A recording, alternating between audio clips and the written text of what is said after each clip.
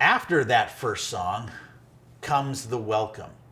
Now, it's important to understand several things about how to do the welcome well. So the first thing to understand is the welcome isn't for your own people. Seriously, the only people who welcome you into your own house is your dog. Okay? The welcome is specific for the newcomer. That's why you do the welcome. And it's important for you to keep that in mind while you're doing the welcome, because otherwise the welcome's going to feel weird if you think, well, why am I welcoming my own people? It's not for your own people, it's for them. Now, why is this important? Well, you need to understand the emotions of the newcomer, particularly the unchurched newcomer. And a significant number of your newcomers are going to be unchurched, particularly as time goes on, where the numbers of unchurched people are growing and growing. More and more people who visit are not going to have church experience. And what a significant number of those people believe is that they're not allowed to go to your church. Now, I know that's bewildering to us, but it's true. I remember my kids, when they were in high school, the most common question they would get from their classmates when they would talk about something awesome that happened at youth would be, wow, that sounds really cool. Would I be allowed to come? In fact, I heard a story not that long ago about one woman before her first visit to church actually read the entire Bible before her first visit because she believed somebody was going to accost her and quiz her and demand proof that she belonged to be there. Now, that's not what church is like, or at least the churches that I've been to. But they don't know they're allowed to be there. They feel like outsiders. They feel like they're intruding. So what we do when we do the welcome is do it right after the first song. Now, why would we do it then? Well, we don't do it before the first song because we want to start the service with a bang. But we don't want to wait until all the songs are done. And the reason is because those newcomers come in with that anxiety, I'm not allowed to be here, I'm going to try to fit in, I hope nobody notices. They are not listening to the lyrics of those songs. Therefore, those songs are not speaking truth to their hearts. So they're not experiencing anything other than 15, 20, 30 minutes of anxiety. And we just wasted an entire opportunity to have a major impact on their hearts because they're all worried about anxiety. So we want to put that welcome as soon as we can to decrease that anxiety. We definitely want to start the service on time. And I know, because I've been a pastor for many years, sometimes it's painful to start a service on time because the room isn't very full and it feels bad to us. However, when you fail to start on time, the only thing you do is punish the people who came on time. So you're literally training your people to come late. And of course, newcomers don't know that's how it's going to work. And so most newcomers actually come a little bit early because they don't want to be late and cause a disruption. And when they come early and then things don't start on time, that just makes it super awkward for them. Now, when we do this welcome after the first song, we don't actually stop the music. We want to maintain momentum. So when that first song concludes, we still want the kick drum going, and we still want the bass line going. So there's still energy, there's still momentum going on when you're doing that welcome. And then you come up and you're not doing a welcome in silence, you're doing that welcome in that music kind of thing. And so it's a high energy welcome.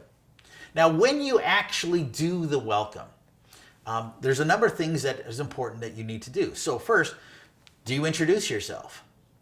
Now, if you're thinking the welcome is for your own people, you're not going to introduce yourself, and it's going to feel stupid to introduce yourself. Everybody already knows me. I'm the pastor. But the welcome isn't for your people. It's for the newcomer. So it's critically important. Anybody goes on the stage, introduce themselves. That makes it so much easier for the newcomer to connect with you and to potentially connect with you after because they know who you are. You're not just some sort of stranger. And it helps them feel included. So introduce yourself. Do you speak plain English? Again, the welcome isn't for your own people, it's for the newcomer. So I hate it when I go to a church and hey, welcome into the house of the Lord. Well, not only is that super churchy, it's not even theologically accurate.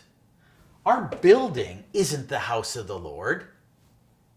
This is the house of the Lord. Our bodies are the temple of the Holy Spirit, not the church building. The church building is just a tool we use to accomplish the Great Commission. This is the house of the Lord. But do we speak in plain English? So even simple little things about the words we use in our vocabulary. I know we've already spoken a little bit about that, but that's critically important that we have that proper vocabulary. Do we speak to newcomers? Now, I recommend very strongly to specifically speak to newcomers. Now, even though this is for the newcomers, but to actually address them. Hey, if you've never been here before, in fact, if you've never even been to church before, you came to the right place. That simple statement just normalized their experience. It tells them that they are welcome, they're allowed to be here, and we were expecting them to be here. And what they're doing and checking out church when they've never done it before is normal. People do this all the time. And when you add that little statement, hey, if you're new here, and even if you've never been to church before, you came to the right place, their anxiety level of, oh, I hope people don't find out that I'm new, I hope they don't find out that I'm not one of them, that anxiety level just melts away. And of course, what was I so worried about? I don't get anxious when I go to a movie theater I've never been to. I don't get anxious when I go to a restaurant I've never been to because I know they're expecting new people. Oh, church is no different. What was I thinking? Once you've dispelled that anxiety with that simple statement, now they're able to engage in worship. Now we can touch their hearts because that distraction of anxiety has been taken away. So critically important. Do we tell them how long this is going to be? Now, this is another anxiety issue that they don't know what they're in for. Is this going to be an hour? Is it going to be an hour and a half? Is it going to be 2 hours? How long am I going to be stuck here? So let them know, hey, we're going to be keeping you here for the next hour, hour and a half, or whatever the issue is. Hopefully it's not much longer than that. Do we tell them what to do with their kids? Very often we say, well, everybody knows what to do with their kids. Not newcomers. And in fact, if they're unchurched, they don't even know, unchurched or even come from a Catholic background, they don't even know you have a kids program. You know, one of the calls that we would get from unchurched people on the phone before they arrived was often, do you have childcare available and how much does it cost? I mean, they just don't know. So tell them, if you've got pre-kid registration, tell them about registration. If you're going to have the mid-service Pied Piper dismissal, tell them about that. Now, what we initially would do is, hey, if you've got kids, we've got an excellent children's ministry. Just go into the lobby and talk to Deb at the information booth. And then we realized, yes, they've heard of the Ministry of Defense. Yes, they've heard of the Ministry of Education. But what's the children's ministry? So that's a vocabulary issue, speaking plain English. We changed what we did. Hey, we've got an excellent children's program here. It's got puppets and stories and games. If you've got kids, go out into the lobby, register your kids with Deb. So did we tell them what to do with their kids? Did we tell them what to expect? Hey, we're going to be singing a few songs here, and then we're going to get a message, from Pastor Tony. That's going to be really encouraging. Oh, that just gives them a little bit of a guide that, hey, when the singing's done, we're about halfway through, some guy's going to talk, and when he's done, we're out. Oh, I don't have to worry about that. All of this is about removing anxiety. We want to take anxiety out of their experience so that they can experience God.